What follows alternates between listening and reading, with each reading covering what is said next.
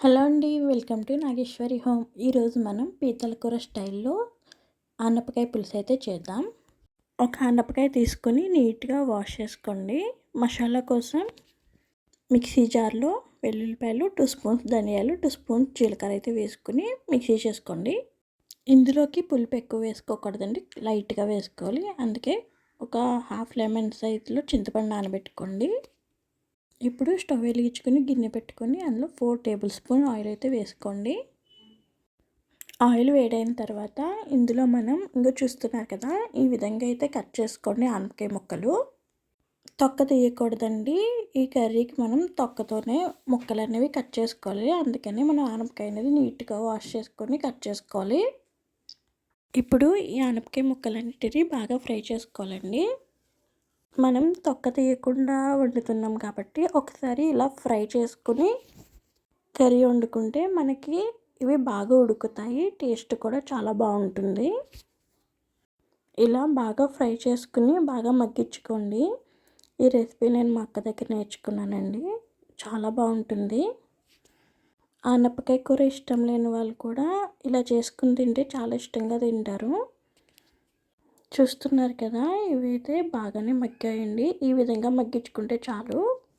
ఎందుకంటే మళ్ళీ ఇవి కర్రీలో ఉడుకుతాయి కాబట్టి ఈ విధంగా మగ్గించుకుని అయితే తీసేసుకుని పక్కన పెట్టుకోండి. ఇప్పుడు అదే గిన్నెలో ఇంకొక 2 టేబుల్ స్పూన్ ఆయిల్ అయితే వేసుకోండి.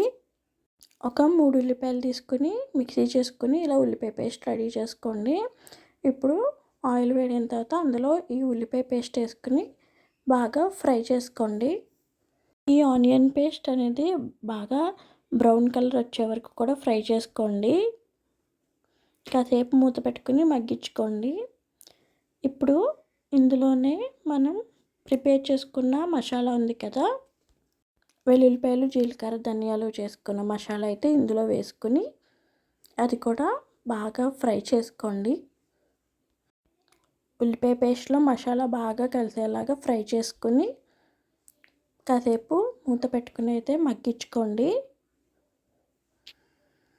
ఒక 2-3 నిమిషాలు ఇలా మగ్గించుకుని కాసేపు వేయించుకున్న తర్వాత ఇప్పుడు ఇందులో మనం ఒక హాఫ్ టేబుల్ స్పూన్ పసుపు అయితే వేసుకోండి.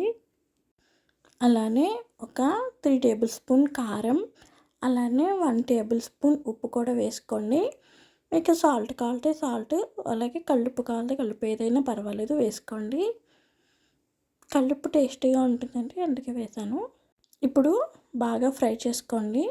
బాగా ఫ్రై చేసుకుని ఇది కూడా కాసేపు మూత పెట్టుకుని అయితే మగ్గించుకోండి. ఒక 2-3 నిమిషాలు మగ్గిన తర్వాత ఇందులో మనం వేయించుకున్న ఆనపకాయ ముక్కలు అనేవి వేసుకోండి.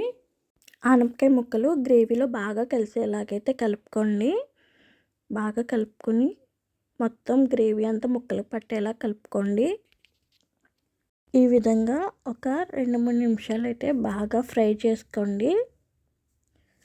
గ్రేవీ మొత్తం ముక్కలకి బాగా పడుతుంది, అప్పుడు టేస్ట్ బాగుంటుందండి. ఇలా బాగా కలిపిన తర్వాత కాసేపు అయితే మూత పెట్టుకుని మగ్గించుకోండి. మీడియం ఫ్లేమ్లో మగ్గించుకోండి. తర్వాత మూత తీసుకుని ఒకసారి మళ్ళీ కలుపుకోండి. ఇలా కలిపిన దాంట్లో మనం నానబెట్టుకున్న చింతపండు రసం అయితే వేసుకోండి. చెప్పా కదండి, పులుపు అనేది చాలా తక్కువగా వేసుకోవాలి, ఎక్కువగా వేసుకోకండి. ఇప్పుడు ముక్కలు అనేవి ఒకసారి బాగా కలుపుకోండి. చింతపండు రసం, గ్రేవీ ముక్కలు అన్నీ బాగా కలిసేలాగా ఒకసారి బాగా కలుపుకుని కాసేపు మూత పెట్టుకుని అయితే మగ్గించుకోండి. ఒక 2-3 నిమిషాలు మగ్గిన తర్వాత మూత తీసి ఒకసారి కలుపుకొని ఒక గ్లాస్ వాటర్ అయితే వేసుకోండి. వాటర్ వేసుకొని ఒకసారి కలుపుకొని మూత పెట్టుకుని బాగా ఉడికించుకోండి. మీరు కూడా ఈ కర్రీ ట్రై చేసి ఎలా వచ్చిందో కామెంట్ చేయండి. ముక్క బాగా ఉడికిపోయి గ్రేవీ అనేది దగ్గర పడితే కర్రీ రెడీ అయిపోయినట్టండి. స్టవ్ ఆఫ్ చేసేసుకుని దించేసుకోండి. మీకు కనుక వీడియో నచ్చినట్లయితే లైక్ చేయండి, షేర్ చేయండి, ఛానల్ని అయితే సబ్స్క్రైబ్ చేసుకోండి. Bye bye.